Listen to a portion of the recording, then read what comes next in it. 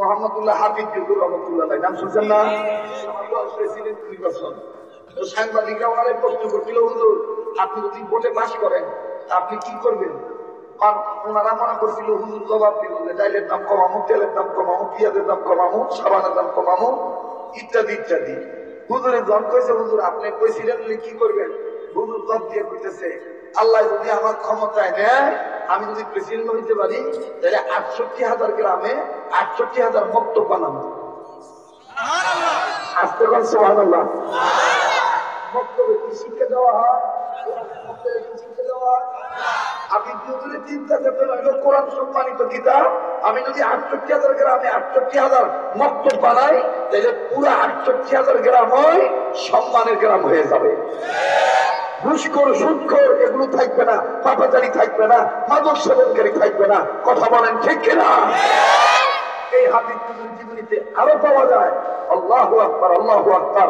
আল্লাহর ওলি এত বেশি জিকির করতেন, উনি ঘুমাইতেন, চোখ বন্ধ থাকতো, কিন্তু জবান থেকে আওয়াজ বের হইতো আল্লাহ আল্লাহ আল্লাহ আল্লাহ আল্লাহ। সুবহানাল্লাহ কবেন না? এখানেই শেষ নয় আমার ভাইরা। হাফিজ হুজুর রহমতুল্লাহ গেলেন জীবনীতে আরো পাওয়া যায়। হাফিজ হুজুর একদিন মানে যখন বাথরুমে যাইতেন, শুনতেছেন কি আপনারা? টয়লেটে যাওয়ার সময় উনি কাপড় চোপড় গোছাইতেন যাতে নাপাক না লাগে, কিন্তু আর একটা কাজ করতেন। আমার ঠিক টাকা হাফিজ হুজুর জিব্বাটা বের করতেন, জিব্বার আগা বাইর করিয়া কুবুরের জাতের আগা দিয়া, নিচের জাতের আগা দিয়া, জিব্বার আগার মধ্যে এরকম ঠাসি মাইরা ধরতেন, কামড় দিয়ে দুইয়া জাতা দিয়ে দুইয়া বাথরুমে যাইতেন। লোকেরা বলতো যে মোহাম্মদুল্লাহ হাফিজ কি পাগল হয়েছে নাকি, জিব্বাই কামড় দিয়ে বাথরুমে ঢুকে গেল। বাথরুম থেকে বের হয়েছে, এবার লোকেরা নজর করে দেখে হাফিজ হুজুরের জিব্বা কাইটা রক্তের ফোঁটা কালসি বাইরে পড়তেছে। লোকেরা কাছে যায়, হযরত কেন আপনার এই রক্ত ঝরতেছে? হাফিজ হুজুর মুস্কি হেসে দিয়ে বলতেন, এটা আমার জিব্বা বেহায়া হয়ে গেছে। বলে বেহায়া কোন কারণে? বলে আমার এই জিব্বাটা পায়খানাও বোঝে না, বিছনাও বোঝে না। বলে এটা আবার কেমন কথা বললেন? বলে হ্যাঁ, এর বিছনায় আমি ঘুমাই যখন, তখন আল্লাহ আল্লাহ নামে জিকির করে লাফালাফি করে, আবার যখন পায়খানায় যাই তখনও আল্লাহ আল্লাহ কইবার চায়। তো পায়খানায় তো আল্লাহ আল্লাহ জিকির জায়েজ নাই, আমি পাগলারে থামাই কিভাবে? এই জন্য আমি পেরাক পাই কই, লোহা পাই কই, আমি আমার দাঁতের পেরাক বানাইয়া দৌড়লাম জাতা দিয়া এই পাগলা জিব্বাটারে। কিন্তু আগার মধ্যে কামড় দিলে কি হবো বাবা? আমার পুরা জিব্বাই তো আল্লাহ বলার পাগল, দর্শি আগার, কিন্তু জিব্বার মাঝখানের পেটটা আমার মুখের তালুর সাথে উপরের তালুর সাথে লাফালাফি করে টাস টাস করে বাড়ি খায়, আল্লাহ আল্লাহ বলবার চায়। আমি ছাড়ি নাই বাবা, আমি দাঁত দিয়া জাতা দিয়া ধরছি। এই দাঁতের প্রেশার দূর হওয়ার কারণে আমার জিব্বার এক কর্নারে কাইতে রক্ত বাড়াই গেছে গা বাবা, জিব্বা বেহায়া হয়ে গেছে। বেহায়া সাদা পাইতেছে বাপ লাগা, বাদ কাম করো, কাম জিয়াদা করো, কথা কম বলো, কাজ বেশি করো। এই ছিল আল্লাহ ওয়ালাদের ইতিহাস। আর আমি আপনি সময় পাইলেই এই জিব্বাটা দিয়া মানুষের গালি দিই, সময় পাইলেই কি বোধ করি। কথা কম ঠিক কিনা? এখানেই শেষ নয়, আর একটু কথা বলে দেই। আল্লাহ আল্লাহওয়ালারা, আল্লাহর ওলিরা সব সময় উসিলা তালাশ করতেন যে কোন কাজের উসিলায় আল্লাহ পাক তার পক্ষ থেকে আমাকে রহমত দিবেন। আমি প্রায় জায়গায় এই বয়ানটা করে থাকি, আজকে আপনাদেরকে বলি, বলবো কি ভাই? বলবো আবার কোন তো আল্লাহু আকবার।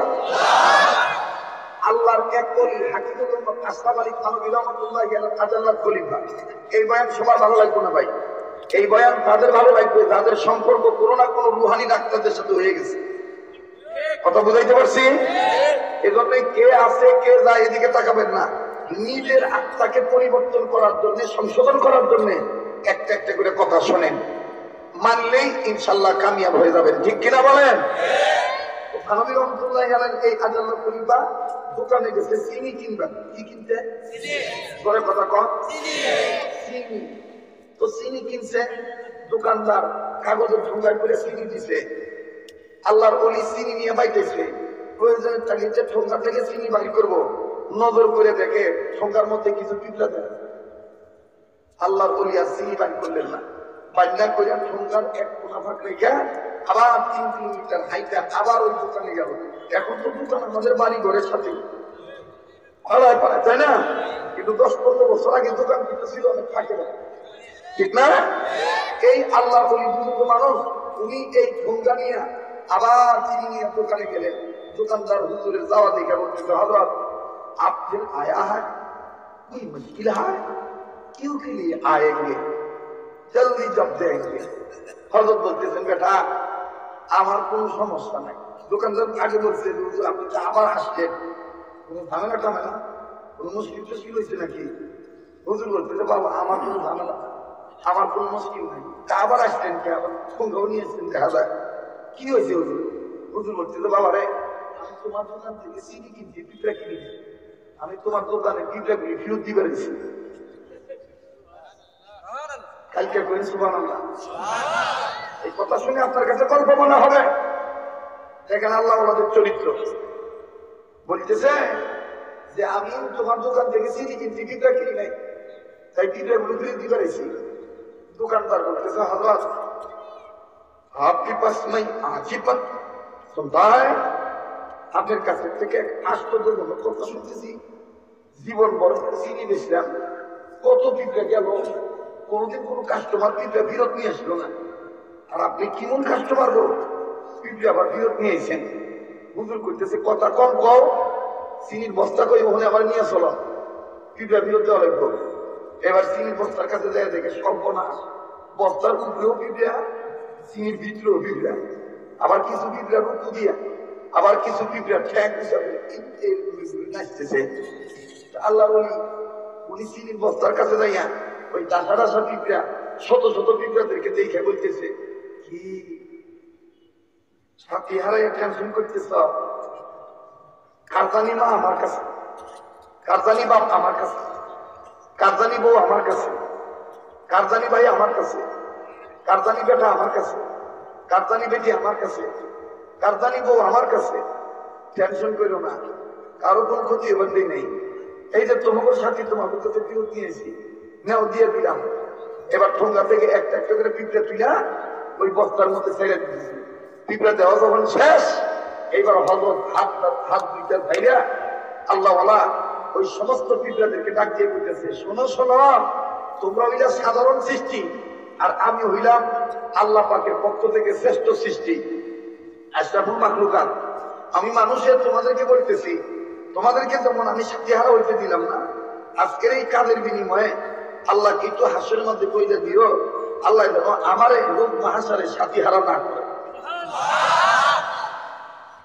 আল্লাহু আকবার মানুষের জন্য ইশারাই যথেষ্ট কষ্টবর্তী ওয়াজ লাগে না ভাই চোখ বন্ধ করে খালি কান টুন দেওয়াই লাগে না অল্প কথাতে অনেক সময় দেখা যায় যে সুনসারা কথাতে অনেক সময় দিলের মধ্যে তাসির হয়ে যায় ঠিক কিনা বলেন কিন্তু আপনি চিন্তা করে দেখেন তো সলঙ্গাবাসী পাড়াইগঞ্জবাসী আমার এরা কাছে দূরের যারা আছেন আমার আপনার জীবনে কত পিঁপড়ার গায়ে কেরোসিন তেল গাইলা দিয়ে আগুন লাগায় পুড়িয়ে মারছি